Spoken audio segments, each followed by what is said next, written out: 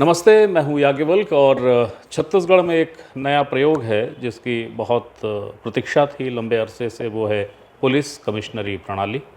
Frame में जो साथ आपको दिख रहे हैं वो हैं संजीव शुक्ल, जो रायपुर कमिश्नरी के पहले कमिश्नर हैं। तो मैं दरअसल समझने ये आया हूँ कि एक ऐसी चीज़ जिसके बारे में लोगों में उत्सुकता बहुत है मगर जानकारी कुछ नहीं है, उसको गढ़ना और संवारना कितना जटिल है, कितना कठिन है, चुनौतियाँ क्या हैं, और जब 1 साल 1 महीने बाद संजीव शुक्ल रिटायर होंगे तो क्या चाहेंगे, उस कमिश्नरी का स्वरूप कैसा हो? सर नमस्कार। सर, ये जो कमिश्नरी है इसको लेके आम नागरिक में बड़ी जिज्ञासाएं हैं, बल्कि काल्पनिक सी बहुत सारी बातें हैं। अब तो यूँ हो जाएगा, अपराध यूँ सिमट जाएगा, पुलिसिंग यूँ हो जाएगी। पहले तो ये बताइए कि क्या इन आसमान छूती उम्मीदों के बारे में आप जानकारी रखते हैं कि ये उम्मीदें तैर गईं? निश्चित रूप से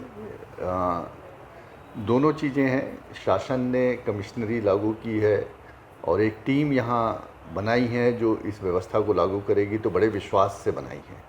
और दूसरी बात, जनता में भी कमिश्नरी को लेकर बहुत सारी अपेक्षाएं हैं। तो दोनों तरीके की चीज़ें हैं। एक तो शासन का जो विश्वास है उसको इस टीम को बनाए रखना है, और दूसरा जो जनता की अपेक्षा है उस अपेक्षा में भी खरा उतरना है। तो वो अंदाज और वो हम लोगों को ज्ञान है कि पब्लिक की अपेक्षा कितनी है और हमें कैसा काम करना है। अभी बिल्कुल अनगढ़ सा है मामला, अभी गढ़ना है। क्या लगता है कितना समय लगेगा और चुनौती क्या है? जब भी कोई नई व्यवस्था शुरू होती है तो शुरुआत में बहुत सारे काम होते हैं, मल्टीटास्किंग होती है, जिसमें फील्ड में भी काम करना होता है, इंफ्रास्ट्रक्चर का भी काम करना होता है और बाकी चीज़ें भी करनी होती हैं। तो अभी उसी लेवल पर है और सभी लेवल पे एक साथ मल्टीटास्किंग करने की ज़रूरत है। लेकिन बड़ी तेज़ी से काम हो रहा है। ऑफिसर्स आज की तारीख में जिन अधिकारियों की पदस्थापना हुई थी वो आज कल आदेश हुआ है और आज वो सब ज्वाइन कर चुके हैं लगभग। मुझे लगता है कि अगले 2-3 दिन में जितने डीसीपी के कार्यालय हैं, डिस्ट्रिक्ट कमिश्नर ऑफ पुलिस के, वो कार्यालय शुरू हो जाएंगे। एसीपी के कार्यालय ऑलरेडी स्थापित हो गए हैं। एडिशनल डिप्टी सीपी के कार्यालय भी स्थापित हो चुके हैं। तो मुझे लगता है कि जो इंफ्रास्ट्रक्चर को लेके जो चीज़ें हैं, वो बेसिक जो नीड्स है वो अगले 2-3 दिनों में पूरी हो जाएंगी। एक बात ये ज़रा सा समझाइए ताकि लोगों को आसानी हो। आईजी वो होता है जो जिसके अधीन कई ज़िले होते हैं, तो ये तो सीधा इस पर समझ में आता है कि आईजी स्तर का अधिकारी कमिश्नर आप खुद। ये जो आपके ठीक नीचे जो एडिशनल जो आ रहे हैं, क्या ये एसपी स्तर के अधिकारी हैं जो यूँ होते तो स्वतंत्र जिलों में होते और अब उनके अधीन थाने आ गए हैं, ऐसा कुछ? निश्चित रूप से जो डिस्ट्रिक्ट, आप इसको इस रूप में समझ सकते हैं कि जो डीसीपी हैं वो डिप्टी कमिश्नर ऑफ पुलिस जो हैं वो अपने इलाके के पुलिस अधीक्षक हैं, जो उनका क्षेत्राधिकार है। सभी डीसीपी को वो सब अधिकार हैं जो ऑपरेशनल पुलिस अधीक्षक को अपने इलाके में प्रशासनिक अधिकार होते हैं, वो सभी प्रशासनिक अधिकार उनको दिए गए हैं। और जो कमिश्नर ऑफ पुलिस हैं, जो जिले के वित्तीय अधिकार होते हैं और वित्तीय अधिकार के साथ साथ कानूनी और प्रशासनिक अधिकार, वो सब कमिश्नर ऑफ पुलिस के पास है। अधिकारों को लेकर जब बात चली तो एक और जिज्ञासा है जिसको लेकर भ्रम होता है कि कमिश्नर के पास अब कौन कौन से अधिकार रहेंगे। यानी पहले ये होता था भाई एनएसए का मामला है या फटाके की दुकान है या प्रतिबंधात्मक धाराएं, तो कोर्ट लगेगी क्या? कोर्ट लगेगी तो उसमें क्या क्या होगा?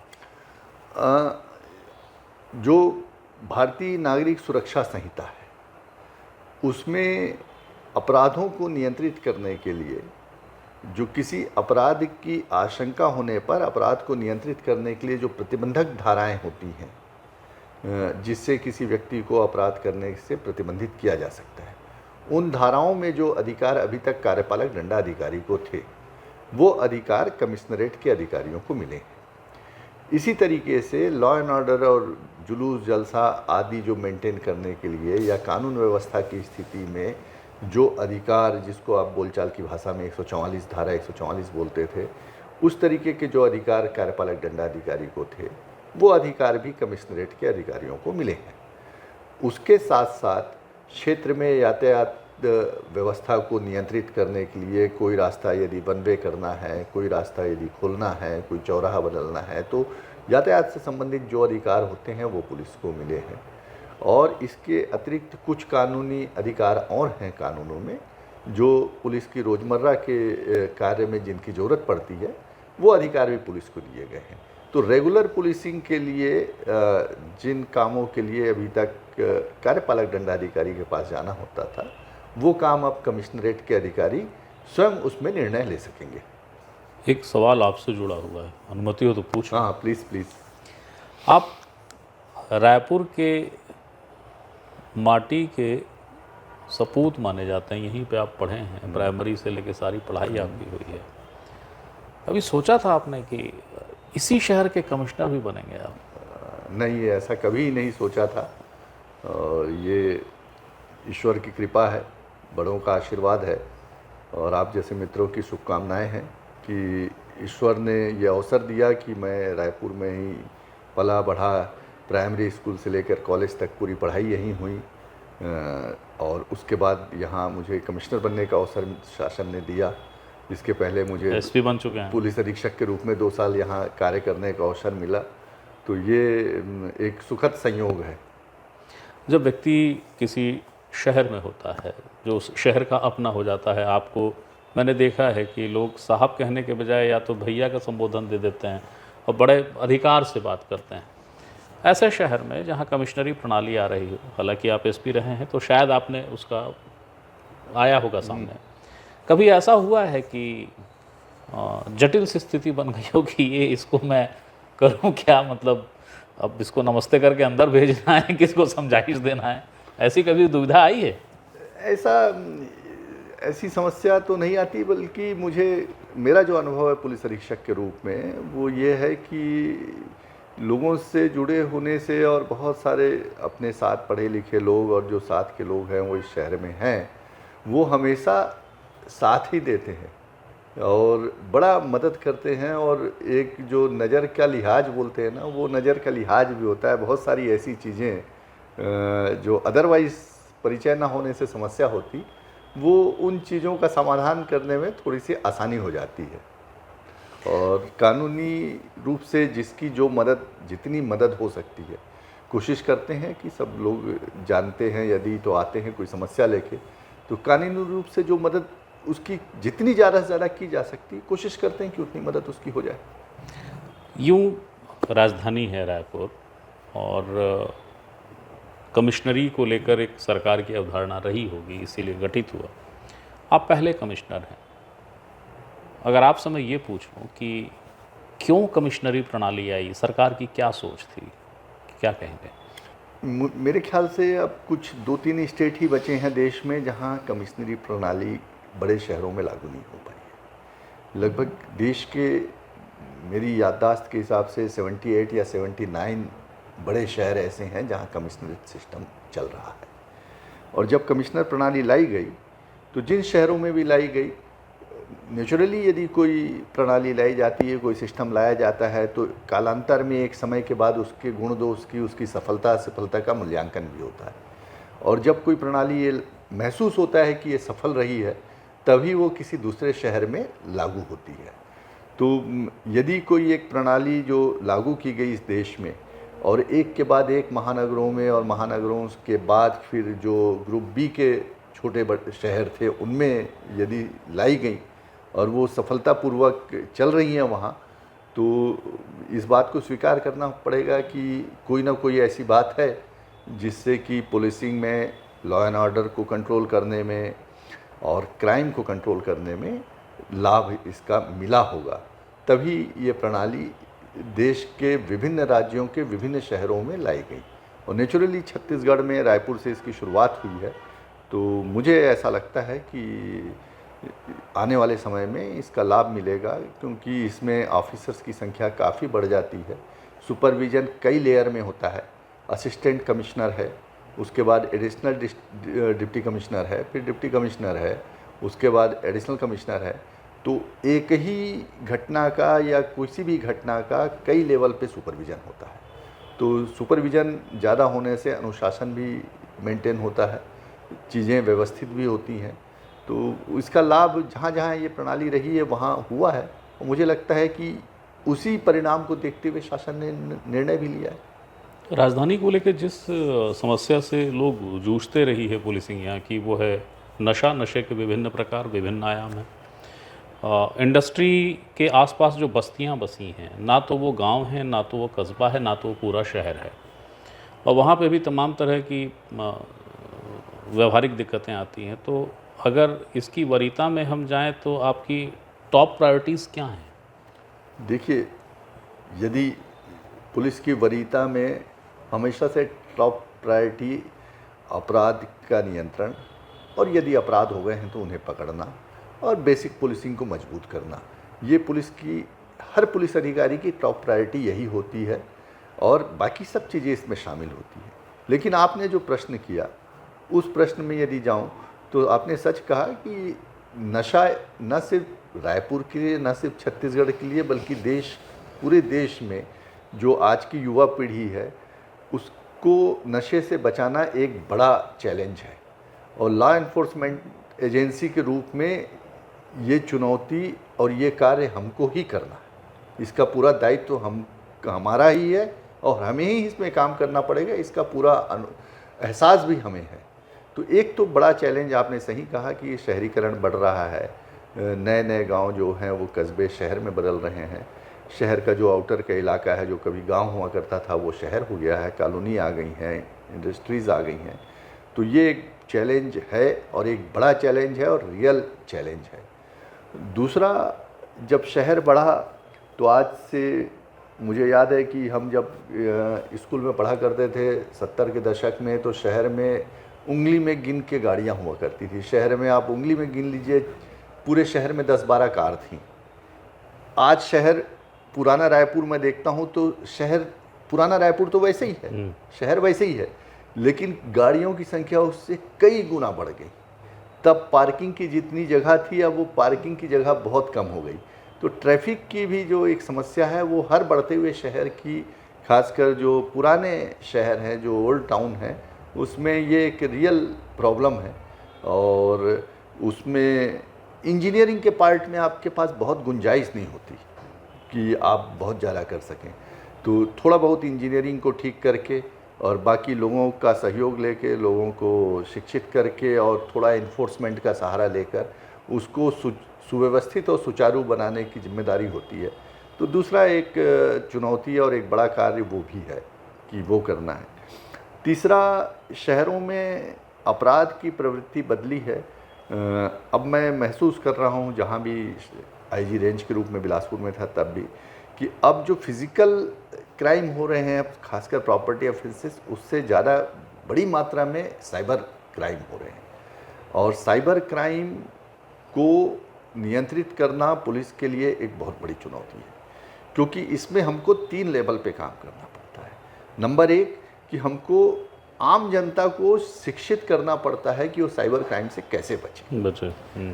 वो एक बड़ा चैलेंज होता है कि जन जागरण करके लोगों को कि अपना OTP ना बताएं, किसी साइट को ना खोलें, जो तरह तरह की चीज़ें हैं उनसे बचाव के लिए उन लोगों को जो साइबर क्राइम के शिकार हो सकते हैं उनको ट्रेंड करना, ये एक काम होता है।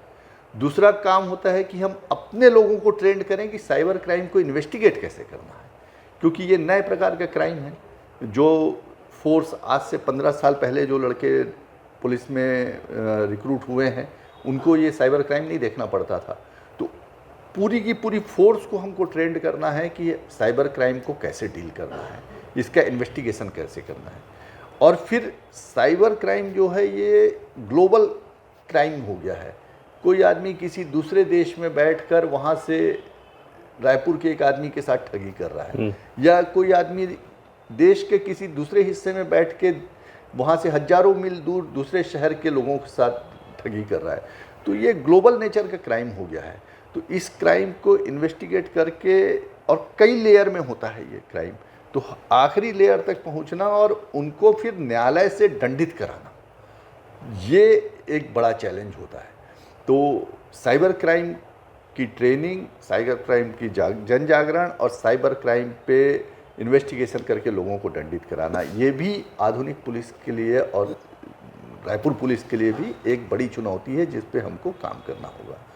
और इनके साथ साथ जो राजधानी होती है, राजधानी में की अपनी चुनौतियां होती हैं। राजधानी में पूरे स्टेट के लोग आते हैं और पूरे स्टेट से जो समस्याएं हैं वो भी राजधानी में रिफ्लेक्ट होती हैं, तो वो चुनौतियां होती हैं। पर संयोग से मुझे 2 बार राजधानी में काम करने का अवसर मिला। पहले मैं भोपाल में सिटी एसपी के रूप में काम किया, राजधानी जब मध्य प्रदेश की भोपाल थी, शायद 2 साल थे आप। हाँ, फिर छत्तीसगढ़ में रायपुर में ही 2 साल काम करने का अवसर मिला। तो 2 बार मुझे राजधानी की पुलिसिंग की थोड़ी सी समझ, जो पुलिसिंग की चुनौती है थोड़ी बहुत समझ है, तो उस अनुभव का लाभ लेके और मुझे लगता है कि हम लोग की जो टीम बनाई है, शासन ने टीम दी है, वो बड़ी संतुलित टीम दी है। उसमें बहुत सारे ऐसे अधिकारी हैं जिनका अनुभव है, जो काफ़ी लंबी पुलिसिंग कर चुके हैं, हर एसीपी से लेके एडिशनल डीसीपी लेवल तक। और डीसीपी लेवल पे जो अफसर मिले हैं वो बिल्कुल यंग लड़के हैं, एनर्जी से भरे हुए हैं। तो एक संतुलित टीम है और मुझे लगता है कि ये टीम अपनी पूरी ताकत के साथ, पूरी क्षमता के साथ, पूरी योग्यता के साथ और पूरे अनुभव के साथ काम करेगी। तो कुछ समय लगेगा लेकिन उसका रिजल्ट भी फील्ड में दिखेगा, ऐसा मैं समझता हूँ। ये राजनीति, नेता, ये इस विषय से दूर रह के पुलिसिंग को नहीं देख सकते। राजधानी आपने खुद ही कहा, नेताओं को कुछ कहना चाहेंगे आप? अगर वो कोई अपेक्षा कर लें कि एक फ़ोन से काम हो जाए, मदद हो जाए, तो अब कमिश्नरी कैसे कर पाएगी इसको? नहीं, मेरा अनुभव इसमें एकदम अलग है। जो बात आप कर रहे हैं उससे जुदा है। मुझे कभी भी बहुत लंबे सेवा काल के बाद भी ऐसा अनुभव नहीं हुआ कि ये कोई भी व्यक्ति हमारे काम में कोई अड़ंगा डालता है।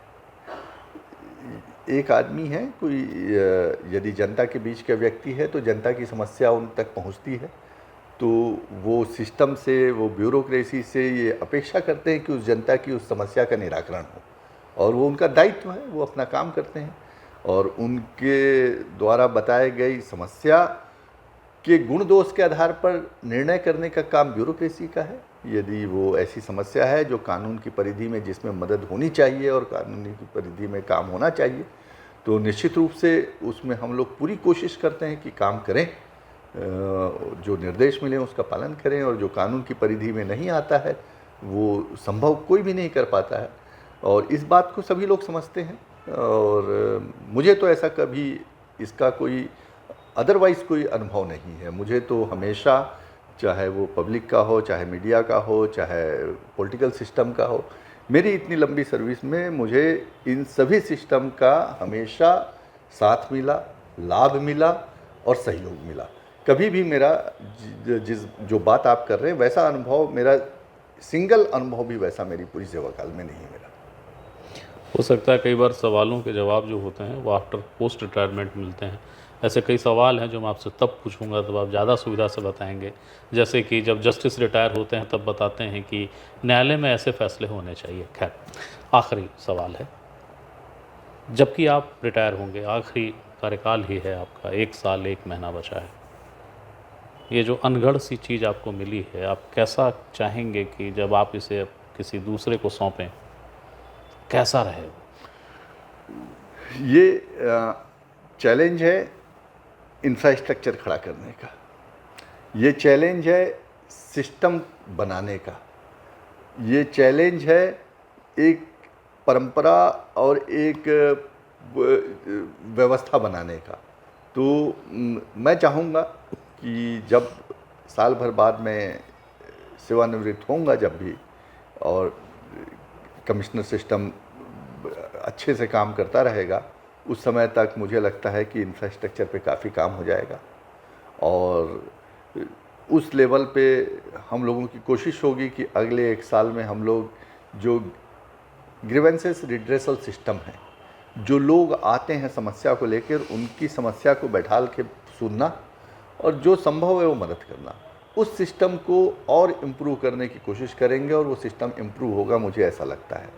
दूसरा, जो क्राइम पे जो सुपरविज़न है कि जहाँ घटना घटित हुई है वहाँ सुपरवाइजरी अफसर जाए और मौके पे जाके उसका सुपरविज़न करे और वहाँ जाके इन्वेस्टिगेटिंग ऑफिसर का मार्गदर्शन करे, वो एक सिस्टम हम लोग डेवलप करेंगे और वो सिस्टम पुलिस की प्रैक्टिस में आ जाएगा, मुझे लगता है अगले 1 साल में। और उसके अतिरिक्त, उसके साथ साथ जो चुनौतियां हम लोगों ने चर्चा की, उन सभी चुनौतियों से निपटने का एक सिस्टम बन जाएगा कि पुलिस इन पे काम करने लगेगी। सभी जो कार्यालय हैं, डीसीपी कार्यालय, अभी जैसे आपने देखा कि हर चीज़ के लिए लोग कमिश्नर के पास कार्यालय में आ रहे हैं, जबकि डीसीपी कार्यालय जो है वो इंडिपेंडेंट कार्यालय है। तो वो भी चीज़ें शहर में भी सभी लोगों को पता चल जाएगी कि किस समस्या का समाधान कहाँ से मिल रहा है। तो वो जो चीज़ें अभी प्रारंभिक तौर पर हैं, मुझे लगता है जब मैं छोड़ूंगा 1 साल में तो ये सब चीज़ें इस्टेब्लिश हो जाएंगी, सेटल हो जाएंगी। आपने समय दिया, शुक्रिया सर, और शुभकामनाएं खूब सारी। Thank you. ये थे संजीव शुक्ला। इनके बारे में एक शोहरत और है जो हम पत्रकारों के बीच है, वो ये है कि इतने मीठे हैं और इतने सरल हैं कि उसका ये हम लोगों से यूँ फ़ायदा उठा लेते हैं कि प्रश्न हम कुछ भी करें, ये घुमा के जवाब वो दे देंगे जो कि प्रश्न से जुड़ता हो ना जुड़ता हो, पर उसको अटैच कर देंगे। खैर, चुनौतियों की बात थी, उन्होंने चुनौतियों को बता दिया। जो करना चाहते हैं उन चुनौतियों से पार पाते हुए एक आइडियल कमिश्नरी कैसे बने, उसको लेकर उन्होंने अपने सपने बताए हैं। और हमारी शुभकामनाएं हैं कि वो सपने पूरे हों और राजधानी को एक सार्थक कमिश्नरी मिले, और जैसे कि सरकार चाहती है कि एक ऐसा आइडियल कमिश्नर बने कि इसके बाद छत्तीसगढ़ के अन्य कुछ जो और बड़े शहर हैं वहाँ पे भी कमिश्नरी प्रणाली लागू हो, तो आइडियल होगा, तो लोग स्वागत भी करेंगे। अगली बार किसी नई शख्सियत के साथ मैं फिर हाजिर होऊंगा, तब तक के लिए प्रणाम।